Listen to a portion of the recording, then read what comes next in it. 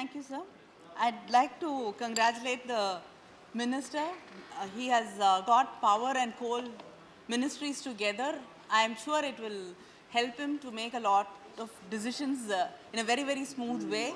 And I wish him all well for it. Sir, we've been discussing power. In this modern day and age, power has become an integral part of the economic development and growth of a nation. Our infrastructural Only two. foundation needs to be strong, and that is based on the power One maiden. sector. We just cannot keep looking at traditional power supply methods and power generation methods. There are new things like the renewable sources of energy from wind, solar, from even the waves. So I think we have to start looking at that and invest more into research in those fields so that it will be useful for us. Even if we don't have to keep looking at technology from other countries. Like in solar, the cost of producing 1 megawatt of energy from the solar power and thing, it is so expensive that sometimes it doesn't work out to be practical. So we have to invest much more into research in these sectors so that we can bring down the cost, and it will be practical to be able to produce this, and the amount of space it takes up also. So solar energy projects, the space constraint is also there. So we have to look at other ways of bringing the cost down and reducing the space and have homegrown technology for it. And we also have to start looking at sustainable energy in a more serious way. And we actually like to go back a few years and see how the power generation capacity in India has been. The capacity addition in the 11th plan fell short of in the initial plan targets by 30%, and even the reduced midterm appraisal targets by 12%.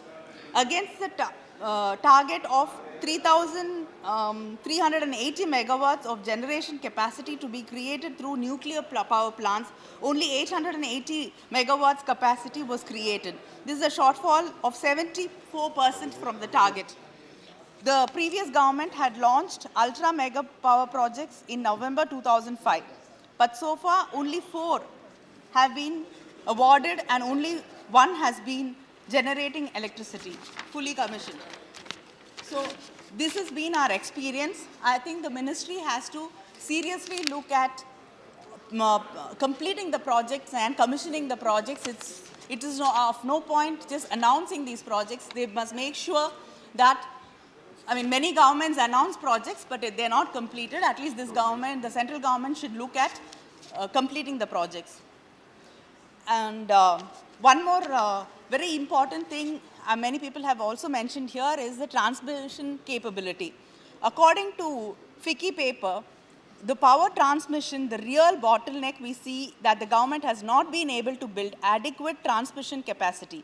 In the last 5 years, the transmission capacity has grown by 30% only compared to the power generation, which has been 50%. And in the 12th five-year plan, document shows the failure of the government in achieving targets set by the 11th five-year plan. Against the initial target of 88,515 circuit kilometers of transmission lines to be constructed in the 11th plan, only 69,000 circuit kilometers have been achieved. This is only 70% of the target. It is clear that choked transmission networks have led to underutilization of generation capacity. For example, in 2011-12, wind energy generation sites in Tirunelveli and Udumalpet, Tamil Nadu, with cumulative installed capacity of 6,943 megawatts, ran below capacity as the transmission capacity available was only 4,997 megawatts. And we also have to take into consideration the pilferage which happens when during the distribution of power. If actually a lot of research shows that if that can be stopped, if that can be sorted out, power can really be power can really be saved and it can be put to proper use. There are so many stories of industries even doing it. Industries also trying to steal power without the knowledge of the government, state governments or the central grid. And in Tamil Nadu, sir, the real Tamil Nadu which I come from and not the magical realism which people try to create, we are short of. There is a deficit in power supply. And in 2014-15, it is over 6,690 million units of shortage of power in Tamil Nadu. Please. Sir, there is... Please there don't is, intervene. There is no power cut. Please. Sir, She is expressing. sir, Please. that is what I am trying to say. I come from the real state of Tamil Please. Nadu. This is some magical state they've created Please. and I love to see where it is. She is making her points. Please. Please sit down. Sit down. Sir, you'll have to Yes, you protect please me. you please continue. I've already said... She is making her points. Sir, in this modern day... Please. Mr. Ramalingam, please. Sir, in this day and age...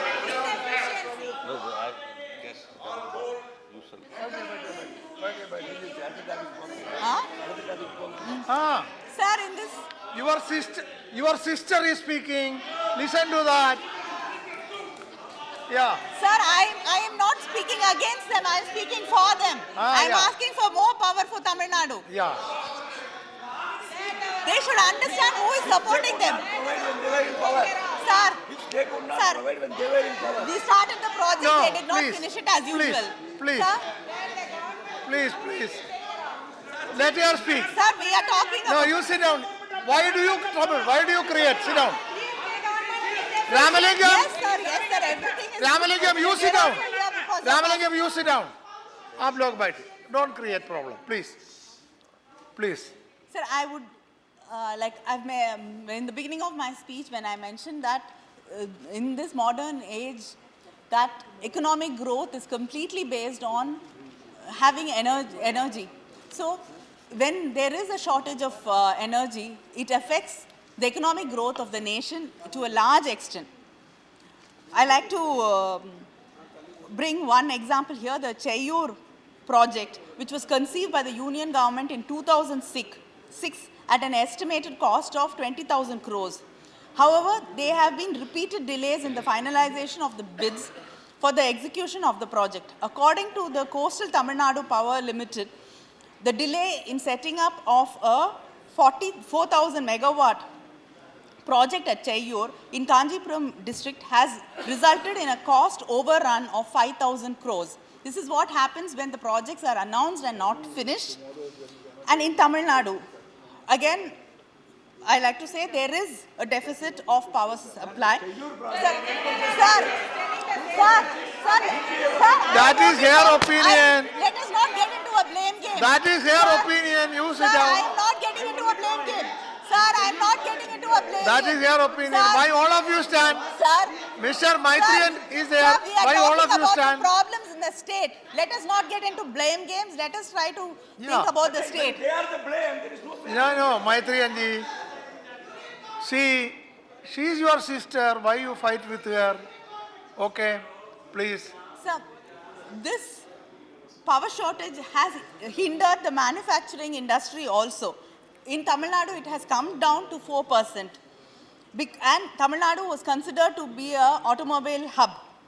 And in June 2011, the Tamil Nadu government issued a press release, issued by the government of Tamil Nadu, saying that the Citroen car company would actually be shifting to Gujarat. And many such factories have been shifting to Gujarat and Maharashtra and other places. And even the Ford company is thinking of having its next project in Maharashtra. So all this is because of the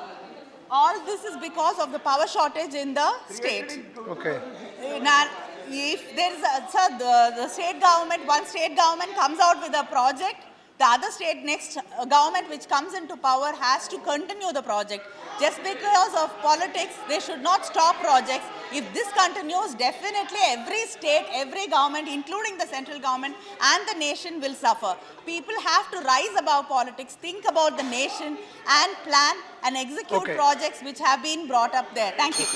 Thank you very much.